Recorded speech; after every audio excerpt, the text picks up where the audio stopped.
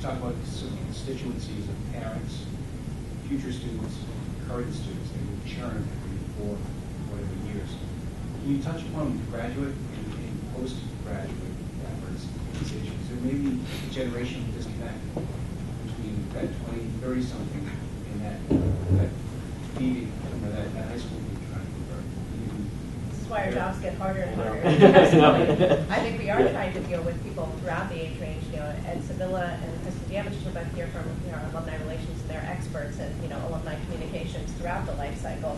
But a lot of what we do online mirrors what we do offline. I mean, the Harvard Alumni Association has been leaders in understanding sort of what kind of events do people go to, 2 years out, 10 years out at their 25th reunion. And I think as much as we learn offline about them, we try and customize those experiences online. And you can have really pleasant surprises. My favorite slide, which I will show at any presentation regardless of topic, is 2 guys in the class of 1961 playing with the Harvard Alumni Reunion app.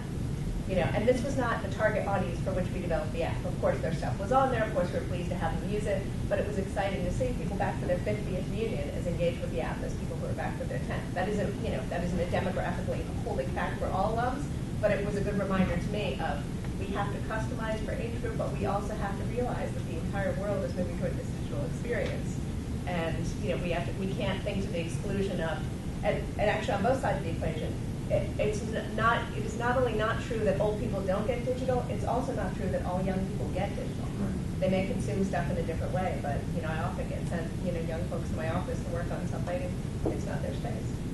I think one of the interesting issues is often I've seen things go onto the web because it's cheaper, right? That's a driver, and maybe pushing that ahead of whether or not that's what people want. So it's I'm very curious about that dynamic. It's one of the toughest questions is what's the mix of paper collateral and things like that.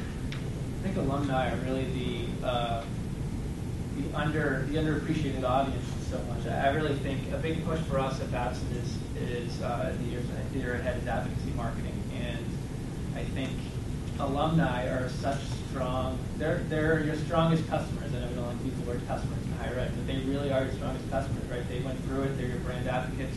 They're pushing it out, and I don't think institutions are doing the best job engaging with alumni digitally to really kind of embrace them and make sure that they are you're using them to the best of their abilities in a brand advocate way. So many times we do things online and we think, we started our Facebook group 4 or 5 years ago, and we're like, hey, we're going to do it for professional students because it's shiny and new and they're going to love it, right? It was all alumni. Alumni were the first kind of demographic that was on there and wanted to engage with us on that level. Many times we jump into different channels and think that it's for prospective students or it's for a different audience, and it's your alumni base that's most engaged because they are the biggest advocates for your brand.